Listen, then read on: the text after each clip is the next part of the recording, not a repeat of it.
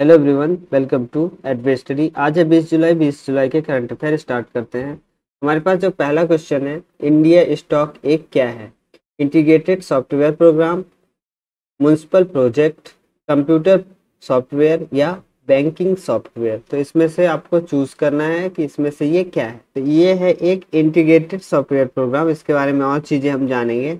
किसी भी एग्जाम में इस टाइप इससे रिलेटेड क्वेश्चन आपको देखने को मिल सकते हैं। ठीक है, इनमें से और तो कोई नहीं है, ये वाला है।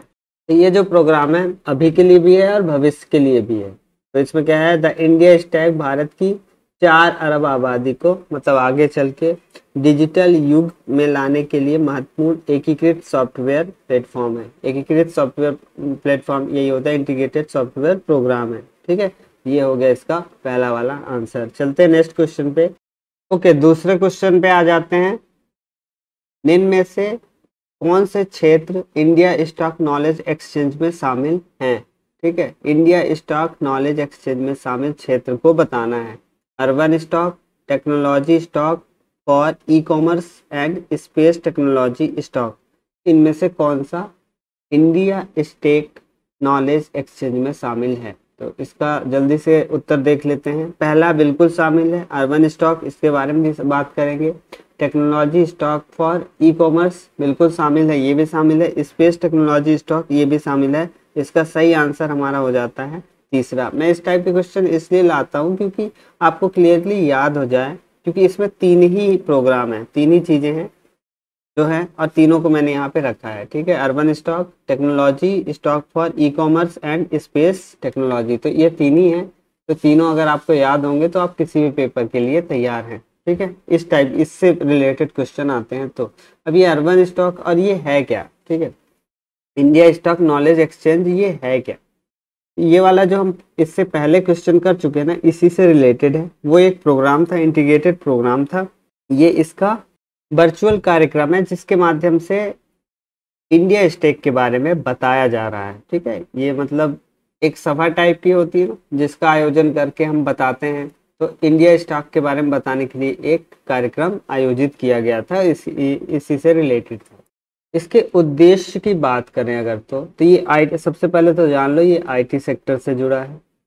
आईटी सेक्टर के जो लीडर हैं उन्हें इस प्रोग्राम के माध्यम से सामने लाया जाए और इससे रिलेटेड, आईटी सेक्टर से रिलेटेड जो भी चुनौतियां हैं उसे वो सामने लाएं। इसके अलावा आईटी में आगे क्या संभावना है इसको भी सामने लाएं। तो इससे क्या होगा ना, आईटी सेक्टर में और क्या क्या संभावनाएं हैं इसका पता चल पाएगा। तो इन सब चीज़ों के लिए ये वाला प्रोग्राम लाया गया था। इसके अलावा अगर हम अर्बन स्टॉक की बात करेंगे तो इसमें क्या है, स्मार्ट सिटी प्रोग्राम भारत का 2015 में जो स्टार्ट हुआ था। ठीक है, वो भी इसके अंतर्गत आता है। Technology stock for e commerce में कौन कौन से आते हैं, इसमें भी 1-2 चीज़ें आती हैं, उसे भी समझ लेते हैं। इसके अंतर्गत 2 चीज़ें आती हैं, GEM portal, government e market जिसका फुल फॉर्म है, और दूसरा open network for digital commerce. 2 चीज़ें आती हैं इसके अंदर। जो लास्ट वाला अपन ने ऑप्शन रखा था स्पेस टेक्नोलॉजी स्टॉक, इसमें आता है नाविक, अपना नाविक आता है इसके अंदर। ठीक है, इसलिए ये और इम्पोर्टेंट हो जाता है।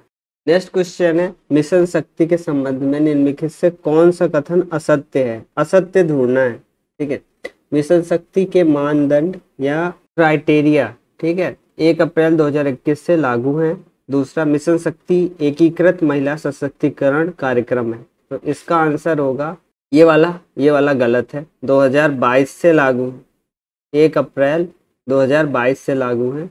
और ये मिशन बिल्कुल ये वाला सही है, मिशन शक्ति एकीकृत महिला सशक्तिकरण कार्यक्रम है। तो ये वाला सही है। ठीक है, और ये वाला है गलत। और हमने पूछा था प्रश्न में, हमसे क्या पूछा गया था, गलत कौन सा है? तो इसका आंसर हो जाएगा, ये बहुत ध्यान से पढ़ना है ऐसा क्वेश्चन। ठीक है, ये उल्टा हो जाए कि ये वाला सही कर दिया तो इसको लगा दिया। ठीक है, तो इसका आंसर हो जाएगा हमारा पहला। नेक्स्ट प्रश्न है हमारे पास, केंद्रीय उपभोक्ता संरक्षण प्राधिकरण की स्थापना कब हुई? सेंट्रल कस्टमर प्रोटेक्शन अथॉरिटी की स्थापना के बारे में बात की जा रही है। तो इसकी स्थापना कब हुई? 2018 में, 2019, 2020 या 2021? 2 सेकंड में आप देख लें। इसका सही आंसर है 2019 में। तो सेंट्रल कस्टमर प्रोटेक्शन अथॉरिटी की स्थापना 2019 में हुई। तो ये है क्या, सिंपली इसको थोड़ा सा समझ लेते हैं।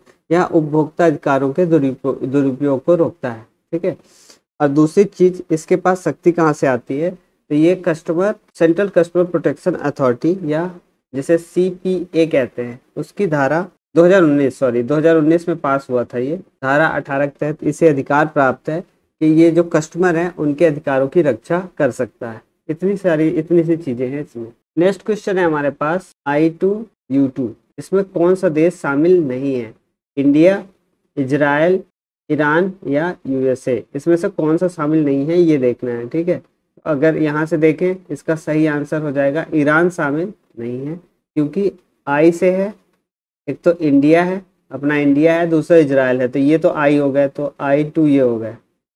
ठीक है, U2 USA, एक तो USA हो गया, दूसरा UAE, एक अरब वर्ल्ड से भी कंट्री ले ली गई है। ठीक है, तो USA और UAE, तो ये हो गए U2। कौन सा शामिल नहीं है, ईरान शामिल नहीं है। ये वैसे सरल सा क्वेश्चन था। नेक्स्ट क्वेश्चन पे आ जाते हैं। नेक्स्ट क्वेश्चन है हमारे पास, खेल से ले लेते हैं। भारत की ओलंपिक पदक विजेता PV सिंधु की बात की जा रही है, तो भारत की ओलंपिक पदक विजेता PV सिंधु 17 जुलाई 2022 को महिला एकल फाइनल में चीन की किस खिलाड़ी को हराकर सिंगापुर ओपन के खिताब को अपने नाम किया, यानी कि गोल्ड मेडल जीता इन्होंने सिंगापुर ओपन 2022 में। तो ये पूछा जा रहा है कि ये इस खिलाड़ी का नाम क्या है, वांग जी, झांग निंग, गाओ लिंग और टून यू। ठीक है, तो इसका सही आंसर हो जाएगा, अगर ये याद है तो है, नहीं तो नहीं, तो खैर इसका सही आंसर हो जाएगा वांग जी। ठीक है, रनर ऑफ रही है वांग जी। PV सिंधु के बारे में थोड़ी सी और बात कर लें तो रियो ओलंपिक 2016 इसमें इन्होंने रजत पदक जीता था। विश्व चैंपियनशिप बेसल 2019 में इन्होंने गोल्ड मेडल जीता है, और एक और गोल्ड मेडल है इनके पास कॉमनवेल्थ यूथ गेम्स में, ये 2011 में डगलस में हुआ था, इस पे भी इन्होंने गोल्ड मेडल जीता है। तो ये वाला भी गोल्ड मेडल मिला करके इनके पास 3 हो गए, हालांकि अलग अलग कैटेगरी में है, तो वो भी है एक चीज। तो खैर ये यूथ गेम का था, ये विश्व चैंपियनशिप का गोल्ड मेडल था, और ये रियो में रजत था, रियो ओलंपिक में रजत था। तो ये था आज का डिस्कशन। उम्मीद है आपको पसंद आया होगा। अगर पसंद आया है तो प्लीज़ चैनल को लाइक शेयर सब्सक्राइब जो भी है सब कुछ करना, और कमेंट जरूर करना मत भूलना, क्योंकि उससे मुझे पता चलेगा कि मैं क्या और कर सकता हूँ और मुझे क्या करना चाहिए। ठीक है, थैंक यू फॉर वॉचिंग एडवेस्टरी।